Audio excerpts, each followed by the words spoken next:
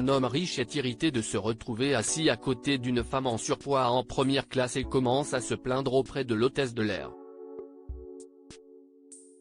James Courtenay a su que le vol allait être mauvais dès qu'il a vu la femme qui allait être assise à côté de lui. Elle était énorme. Comment diable allait-il pouvoir voyager confortablement avec ce morse assis à côté de lui? La femme s'est assise et alors qu'elle bouclait sa ceinture, son coude a donné un coup à James. Faites gaffe. James lui a crié dessus, et elle s'est tournée vers lui. Oh, je suis vraiment désolé, s'écrie-t-elle, veuillez m'excuser. Vous excuser? Demande James d'un ton moqueur. Ou excuser les 3000 beignets que vous avez mangés pour atteindre ce poids? La femme a halté en le regardant, choquée, et James a vu qu'elle était plutôt jeune, et qu'elle avait un visage doux et fatigué.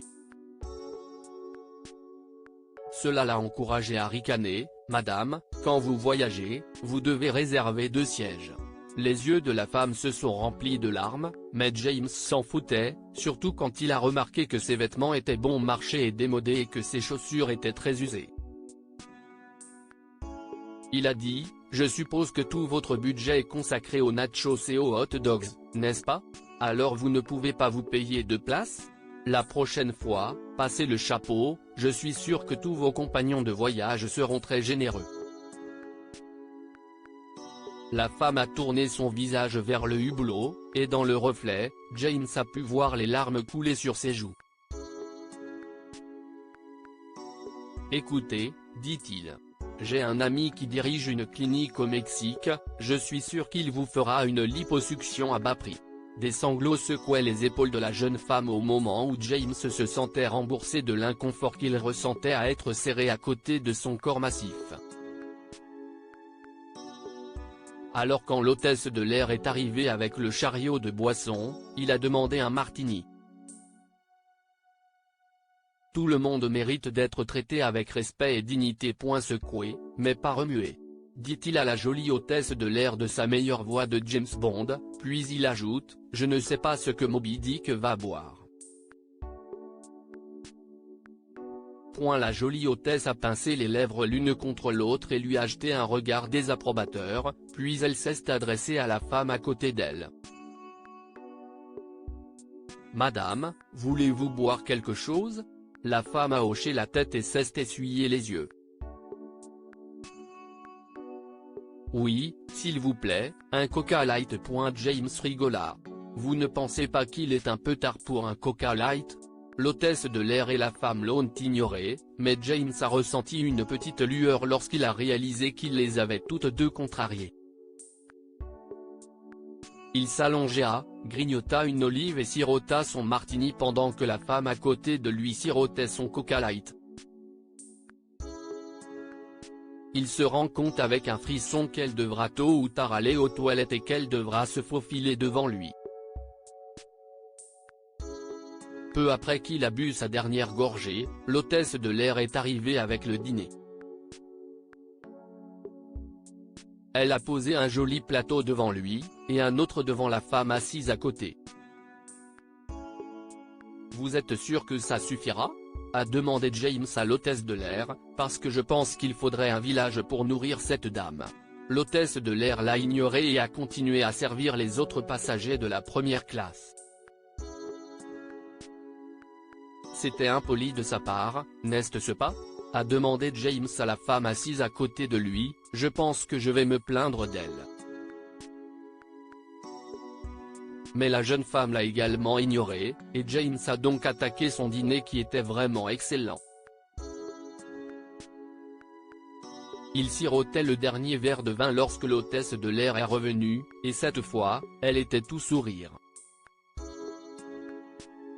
« Excusez-moi, dit-elle, le capitaine est un grand fan, et il aimerait vous inviter dans le cockpit ?»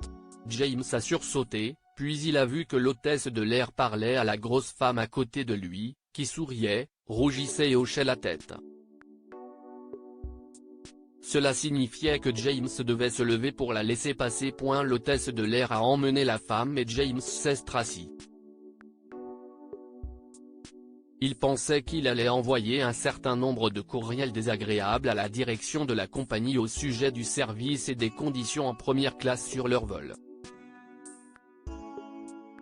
Il était en train de rédiger mentalement ses critiques lorsque la voix du capitaine se fit entendre dans les haut-parleurs: « Mesdames et messieurs, nous avons une célébrité parmi nous. Si vous êtes fan de I Love Opera comme moi, vous reconnaîtrez cette voix. » Une jolie voix emplit la cabine, chantant quelques notes d'un célèbre air, et les passagers se mirent tous à applaudir et à commenter entre eux avec excitation. « Si est-il bien ça ?»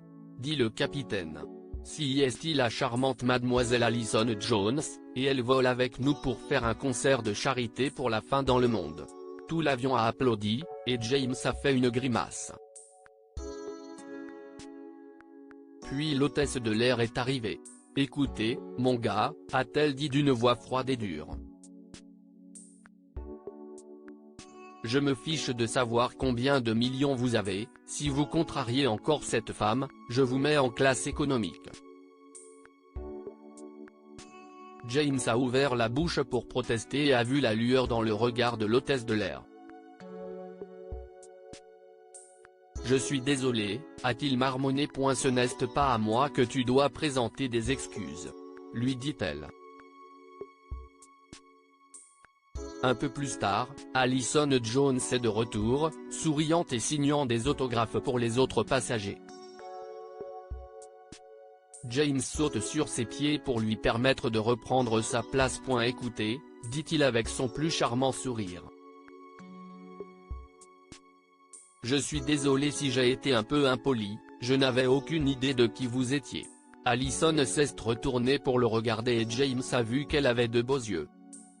« Qui je suis n'a pas d'importance. Vous ne devriez pas traiter les gens de cette manière, jamais. Et en plus, vous ne vous excusez pas.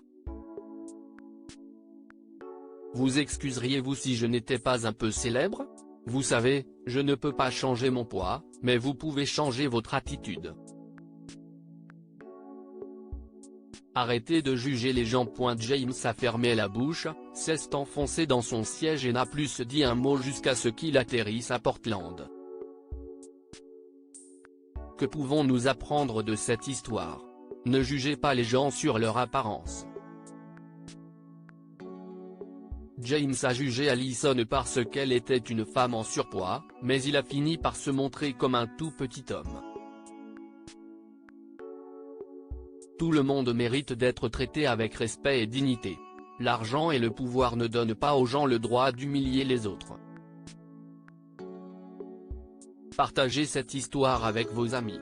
Elle pourrait égayer leur journée et les inspirer. Si vous avez aimé cette histoire, vous aimerez également celle de ces passagers de la classe affaires qui se moquent d'une pauvre vieille dame, mais à la fin du vol, le pilote lui a parlé. Abonnez-vous à Mon Mama sur Google News.